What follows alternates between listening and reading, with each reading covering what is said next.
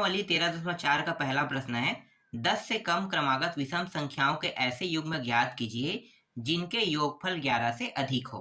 देखो 10 से कम विषम संख्या क्या क्या हो सकता है, 1 हो सकता है, 3 हो सकता है, 5 हो सकता है ना, विषम संख्या की बात कर रहा है, 7 हो सकता है और 9 हो सकता है। ठीक है, और प्रश्न क्या कह रहे हैं कि जिनके योग 11 से अधिक हो, कह रहे हैं मतलब दो विषम संख्याओं का योग 11 से अधिक होना चाहिए। तो देखो पहला हम संख्या क्या मान सकते हैं, पहला संख्या, तो यहां पे मैं क्या करूंगा, मानूंगा, है ना। तो यहां पे मैं लिख लेता हूं माना पहली संख्या। ठीक है, पहली संख्या को मैं x मान लेता हूं। ठीक है, और दूसरी संख्या को क्या मानूंगा, x प्लस 2। ये x है, इसके साथ किसी संख्या का अगर मैं जोड़ दूंगा तो दूसरी विषम संख्या हमें प्राप्त हो जाएगा ना। तो पहली संख्या x और दूसरी संख्या क्या है, x प्लस 2 है। ठीक है, x प्लस 2 विषम संख्या है। ठीक है, 2 हो गया, समझ में आया ना। मैं x मान रहा हूँ, x प्लस 2 मान रहा हूँ। कैसे, देखो अगर मैं x की जगह पे दोनों को ध्यान देना है ना, x बराबर अगर मैं 1 रखता हूं तो इसका मान 1 आ गया और इसका मान कितना आ जाएगा, इसका मान आ जाएगा 1 प्लस 2। देखो कितना हो गया, 3 हो गया। ठीक है, अगली बार क्या रखूंगा, विषम संख्या ही रखना है ना। तो विषम संख्या, अब अगला विषम संख्या क्या है, 2 नहीं रखना है, 3 रखना है। ठीक है, 3 रखेंगे तो ये 3 हो जाएगा और ये कितना हो जाएगा, 3 2 5। देखो हर बार विषम संख्या आ रहा है ना। तो पहली संख्या हमारा x हो गया और दूसरी संख्या x प्लस 2 हो गया। ठीक, अब इसको हल करो। देखो अब करेंगे क्या, ये x मैंने लिया, ठीक है, और 10 से छोटी कह रहा है, तो 10 से छोटी मतलब ये रहा, 10 के साइड मुंह कर देंगे। आप लोगों को ग्राफ के बारे में पता है ना, अगर हम अधिक करते हैं तो ये मुंह जो है x की ओर खुला रहता है, और अगर छोटा करते हैं तो क्या होता है, ये मुंह जो है संख्या की ओर खुला जाता है ना। तो इस तरीके से, और एक और है, ये क्या है, x प्लस 2, कम कह रहा है इसलिए हम दोनों का उपयोग करेंगे। अगर ये इधर मुंह खुलता ना x की ओर तो हम सिर्फ x बस का उपयोग करते हैं, याद रखना है ना। अगले प्रश्न में ऐसा ही होगा, फिर x प्लस 2, फिर मुंह किधर खोलना है, 10 की ओर, और इन दोनों का योग भी कहा है ना। तो दूसरा जो खंड करेंगे वो हो जाएगा इन दोनों को जोड़ के, तो x, फिर x प्लस 2, और मुंह किधर खोलेंगे, इससे अधिक होना चाहिए, किससे, 11 से अधिक होना चाहिए, प्रश्न में कहा है ना। तो ये तीसरा जो मान है वो 11 से अधिक होना चाहिए, इसलिए ये इस साइड मुंह खुलेगा और ये 11। ठीक है, 11 से अधिक, 10 से कम मतलब 10 की ओर मुंह खुलेगा, और 11 से अधिक मतलब 11 से अधिक मतलब इधर मुंह खुलेगा। ठीक है, अब हल करो इसको। देखो इसका हल हो जाएगा, ये 10 का 10 होगा, है ना, ये x, ये 2 उस साइड चला जाएगा, तो 2 इस साइड जाके क्या हो जाएगा, माइनस हो जाएगा। पहले इसी को हल कर लेते हैं। ठीक है, ये जैसा है वैसा उतार लेते हैं, और ये हो गया x, घटाएंगे तो कितना आ जाएगा, 8 आ जाएगा। अब ग्राफ बनाओ, ये माइनस इन्फिनिटी, ये प्लस इन्फिनिटी। ठीक है, यहाँ पे 8 रहेगा और यहाँ पे लगभग 10 रहेगा, है ना। 8 और 10 देखो किधर जा रहा है, 10 से कम मतलब ये इस डायरेक्शन में जा रहा है। ठीक है, यहाँ तक जाएगा, फिर इससे और कम कह रहे हैं मतलब ये इस डायरेक्शन में ऐसे जाएगा। तो हमारा जो मेन रहेगा वो हमारा कौन सा रहेगा, ये वाला रहेगा। ठीक है, कौन सा रहेगा, ये वाला। आपको इसका उपयोग करना है ना, मतलब x, ये 8 वाला। ठीक है, तो यहाँ पे अब रख लो ये x, और ये 1 मिनट, ये x और 8। ठीक है, 10 का उपयोग हम नहीं करेंगे, क्यों, क्योंकि 10 से कम कौन है, 8 है, तो 10 से कम होना चाहिए कह रहे हैं ना, 10 से कम, तो 10 से कम कौन आ रहा है, 8 आ रहा है, तो 8 से कम और जाते जाएगा, तो मतलब हम 8 का उपयोग यहाँ तक करेंगे। तो 8 वाला हमारा क्या हो गया, 1 पॉइंट हो गया, है ना पहला। अब और के साथ हल करते आओ इसको, ये कितना हो जाएगा, x 2x हो जाएगा, और ये 2 और ये 11। ठीक है, 2 और 11, अब इसको उस साइड ले जाते हैं, तो ये हो जाएगा 2x, और ये उस साइड जाके क्या हो जाएगा, 11 माइनस 2 हो जाएगा। ठीक है, प्लस में उस साइड जाके माइनस हो जाएगा, फिर 2x, ये हो गया 9। अब 2 ये गुणा के रूप में है, आपको पता है क्या होगा जब गुणा के रूप में रहता है, तो गुणा के रूप में रहता है तो x बस यहीं पे रहेगा, और 9 और 2 नीचे में आ जाएगा, है ना। तो x का यहाँ पे अगला जो मान आ रहा है वो क्या आ रहा है, ये आ रहा है। अब इसको कैसे और लिख सकते हो, देखो ये संख्या क्या कह रहा है, 8 से कम होना चाहिए, है ना, सभी मान 8 से कम होना चाहिए कह रहा है, और ये मान क्या कह रहा है, 9/4 से सभी मान अधिक होना चाहिए। 9/4 का 9/2, 9/2 का मतलब क्या है, इसको भाग करेंगे तो 4 दशमलव कुछ आएगा, 4.5 ऐसा कुछ आ रहा है ना। तो 4.5 से अधिक और 8 से कम। तो ग्राफ के हिसाब से समझो। अब देखो ये ग्राफ स्पष्ट बता देगा आपको क्या करना है। ये 0 वाला है और ये 4 वाला है ना, 4.5 जिसे हम 9/2 कहते हैं, और ये 8। ठीक है, ये क्या कह रहा है, 8 से कम होना चाहिए, मतलब इस डायरेक्शन में आओ। और ये वाला क्या कह रहा है, ये वाला ये कह रहा है कि सभी मान 4.5 से अधिक होना चाहिए, मतलब ये इस डायरेक्शन में जाने की बात कर रहे हैं। इसके बीच में कौन कौन से संख्या है आपको पता है, इसके बीच में 7 है ना। सभी विषम संख्याओं को ही लेना है, सम को नहीं लेना है। ठीक है, इसके बाद यहाँ पे और एक संख्या क्या आ जाएगा, 5 आ जाएगा, 5। और विषम संख्या कौन से है, अब भाई बाकी जो विषम संख्या है वो तो यहाँ पे रहेगा ना, मतलब ये जो 3 है फिर 1 है यहाँ पे रहेगा। तो हमें इनका उपयोग नहीं करना है, हमें बस इन दोनों का उपयोग करना है। ठीक है, तो ये दोनों जो होगा ये क्या होगा, इस प्रश्न का उत्तर हो जाएगा। मतलब जो x का मान आ रहा है, दो संख्या, एक संख्या 5 होगा और दूसरी संख्या क्या होगा, 7 होगा।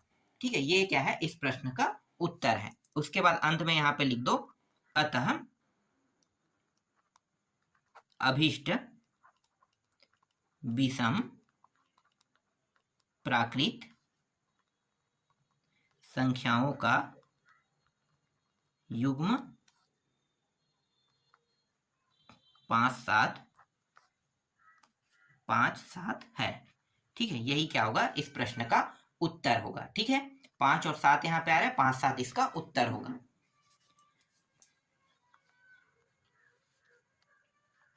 अब दूसरा प्रश्न देखते हैं। देखो दूसरा प्रश्न क्या है, 10 से अधिक क्रमागत विषम संख्याओं के ऐसे युग्म ज्ञात कीजिए जिनके योग 40 से कम हो। देखो अब योग कितना होना चाहिए, 40 से कम होना चाहिए कह रहे हैं, ध्यान देना ना, 40 से कम। और 10 से अधिक क्रमागत विषम संख्या लेना है ना। तो हमारा विषम संख्या तो वही रहेगा, पहला और दूसरा क्या रहेगा, पहला हमारा ये रहेगा, यहाँ पे लिखो माना पहली विषम संख्या x तथा दूसरी विषम संख्या x + 2 है। ठीक है, यही रहेगा, पहले भी हमने यही माना था, दूसरे में भी यही मानेंगे। ठीक है, तो पहली x है और दूसरी विषम संख्या x + 2 है। ठीक, अब इस प्रश्न में क्या कहा है, 10 से अधिक क्रमागत लेना है। 10 से अधिक मतलब x और ये रहा 10। ठीक है, क्या हम x + 2 का भी उपयोग करेंगे, नहीं करेंगे। क्यों नहीं करेंगे, अगर मैं इसका उपयोग करता हूं, ध्यान देना। ठीक है, ये क्या है, x + 2 और अधिक 10, तो ये क्या हो जाएगा, घटने के बाद आ जाएगा 8 आ जाएगा।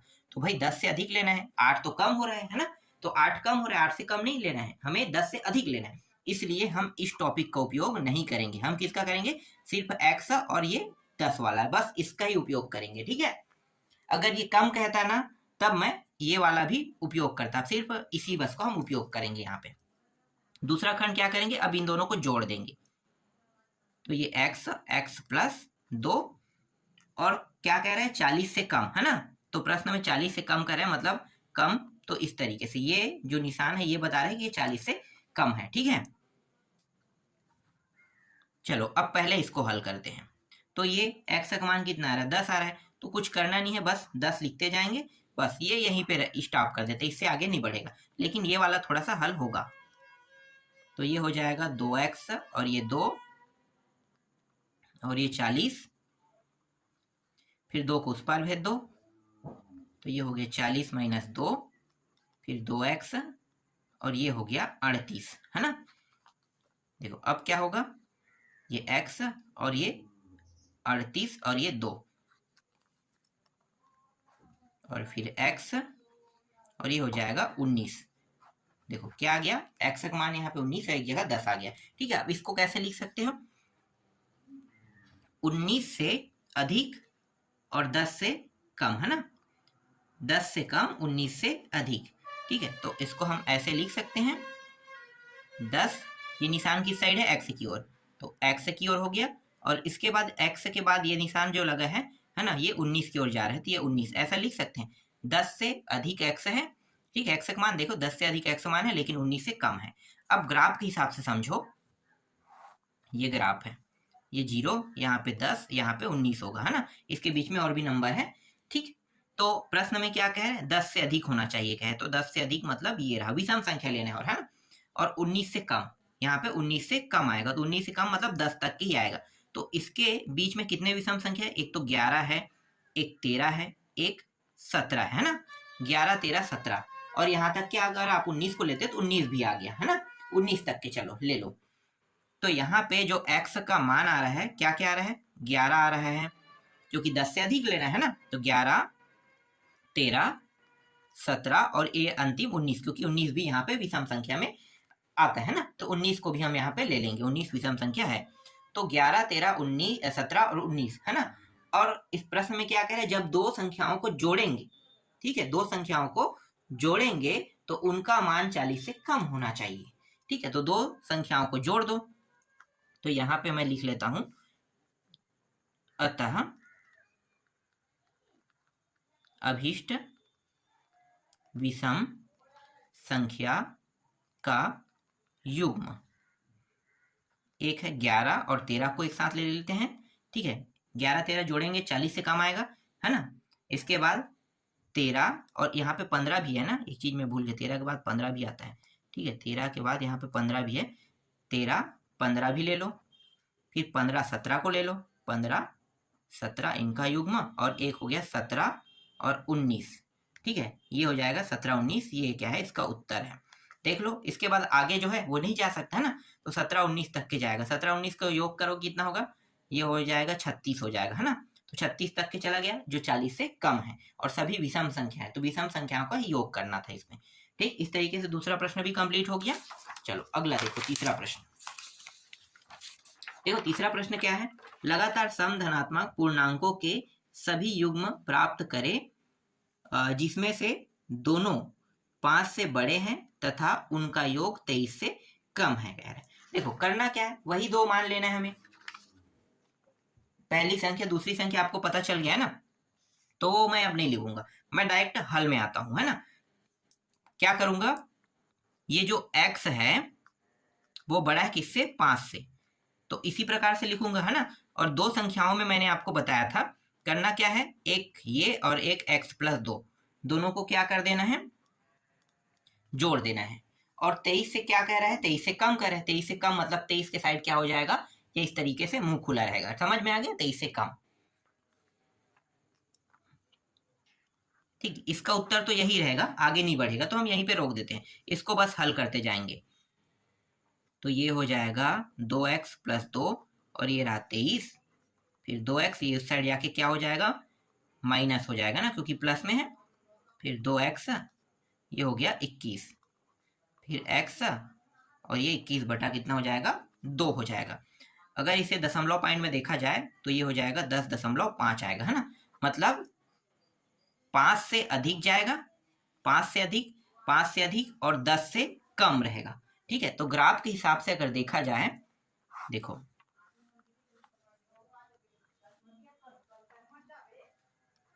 5 और 10 से अधिक मतलब 10 यही है ना, 10 पॉइंट के आसपास, यहाँ पे 21/2, है ना।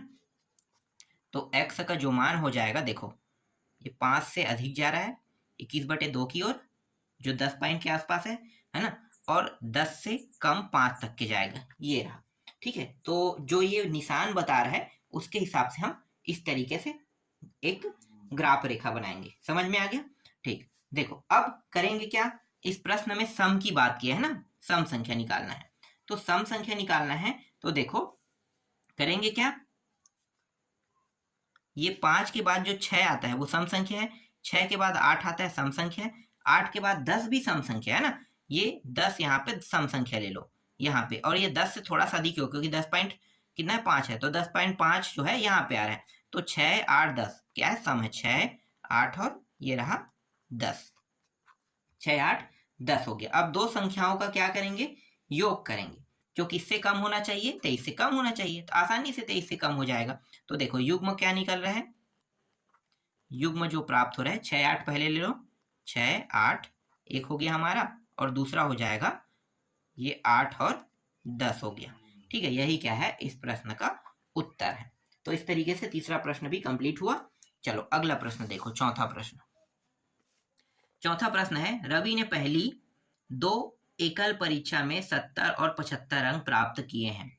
वह न्यूनतम अंक ज्ञात कीजिए जिसे वह तीसरी एकल परीक्षा में पाकर 60 अंक का न्यूनतम औसत प्राप्त कर सके। बहुत आसान प्रश्न है।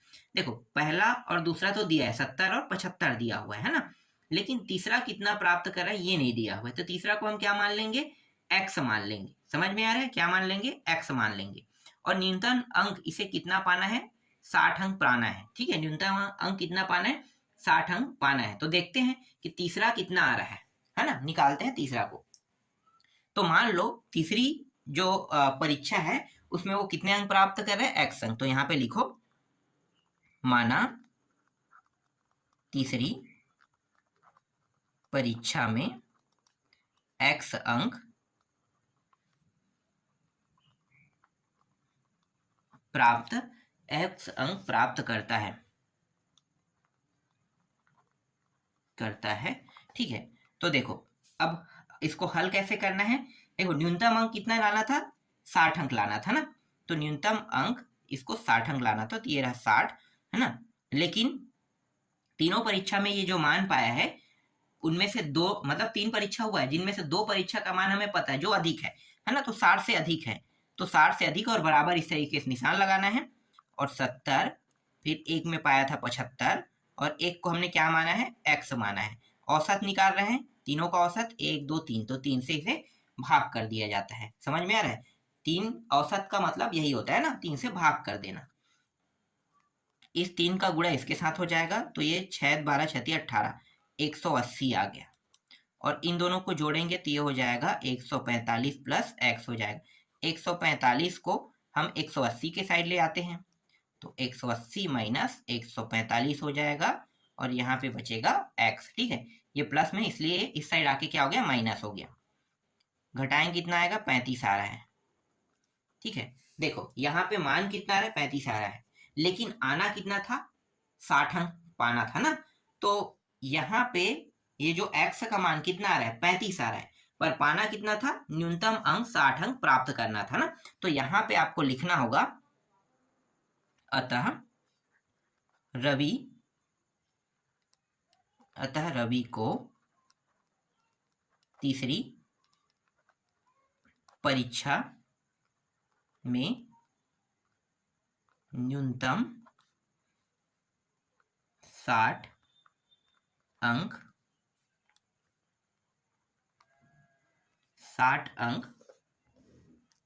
प्राप्त करना चाहिए। ठीक है, प्राप्त करना चाहिए, लेकिन पाया कितना, 35।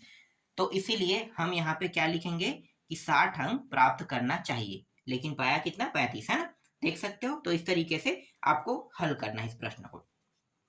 चलो अगला प्रश्न देखो। इसके बाद पांचवा जो प्रश्न है वो है, 1 बिलियन को 68 अंश दिया हुआ है और 77 अंश फ़ारेनहाइट के मध्य रखना है, मतलब दोनों मान फ़ारेनहाइट में है ना। सेल्सियस पैमाने पर विलियन का तापमान का परिसर ज्ञात कीजिए, जहां सेल्सियस फ़ारेनहाइट परिवर्तन सूत्र भी दिया हुआ है। परिवर्तन सूत्र F बराबर 9/5 C प्लस 32 दिया हुआ, ये सूत्र है।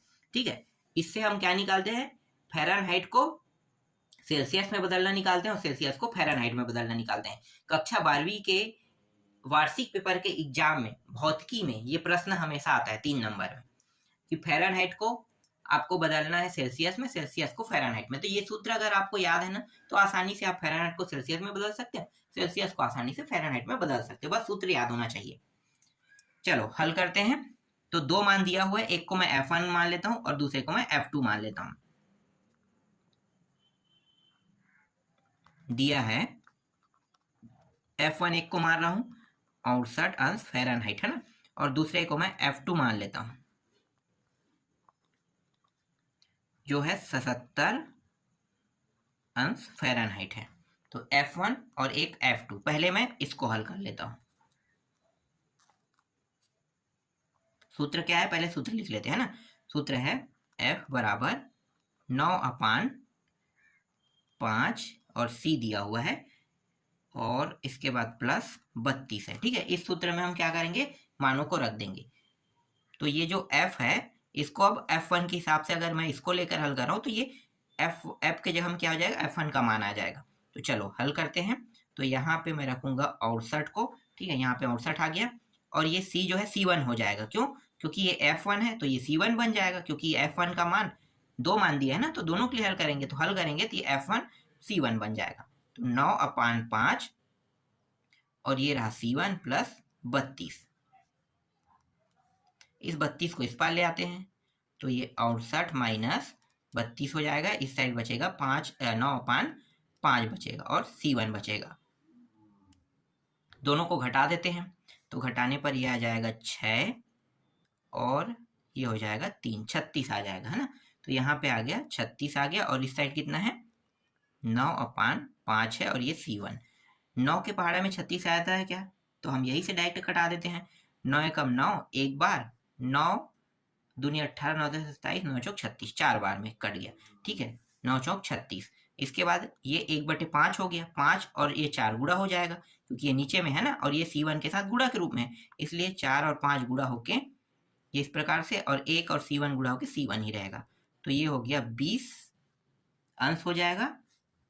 ठीक है, 20 अंश, या आप इसे कह सकते हो 20 सेल्सियस कह सकते हो। तो 20 सेल्सियस ये आ गया, 20 सेल्सियस आ गया। ठीक है, c1 का मान जो है वो 20 सेल्सियस है।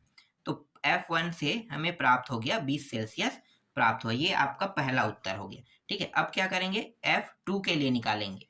तो f2 के लिए बस मैंने जैसे किया है वैसे ही करके आपको क्या करना है, f2 का मान निकालना है।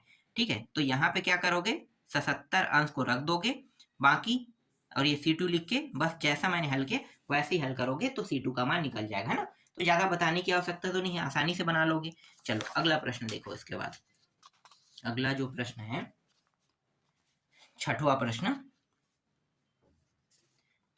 है, पृथ्वी की सतह के x सेंटीमीटर नीचे सेल्सियस तापमान T निम्न द्वारा दिया जाता है। T का मान दिया हुआ है 30, 25 इस तरीके से मान दिया हुआ। ठीक है, देख सकते हो किस गहराई पर तापमान 200 सेल्सियस और 300 सेल्सियस के मध्य होगा कह रहा है। चलो 200 सेल्सियस और 300 सेल्सियस के मध्य होगा कह रहा है, तो इसको हम पहले लिख लेते हैं। तो यहाँ पे मैं लिख लेता हूँ 200 सेल्सियस और ये 300 सेल्सियस, इसी तरीके से लिखेंगे, है ना। ये जो T है ना, इसके जगह में मान किसको रखेंगे, देखो T का मान ऊपर में दिया है ना, उस मान को रख देते हैं। तो 200 सेल्सियस यहाँ पे मैं रख दूंगा, फिर T का मान कितना दिया हुआ है, 30 दिया हुआ है, फिर 25, फिर x माइनस 3 दिया हुआ है, फिर यहाँ पे 300। इस 30 को पहले हटाना है ना, आपको पता है। करेंगे क्या, 30 को घटाएंगे, क्योंकि ये प्लस में है तो घटाएंगे तभी हटेगा। तो घटा दो, तो 200 माइनस 30 हो जाएगा। 30 जो है कट जाएगा, है ना, 30 ये माइनस में और एक प्लस में, ये प्लस वाला पहले ही दिया हुआ है, ये 25, ये x माइनस 3 और ये रहा 300 और माइनस 30, ये हो जाएगा 270।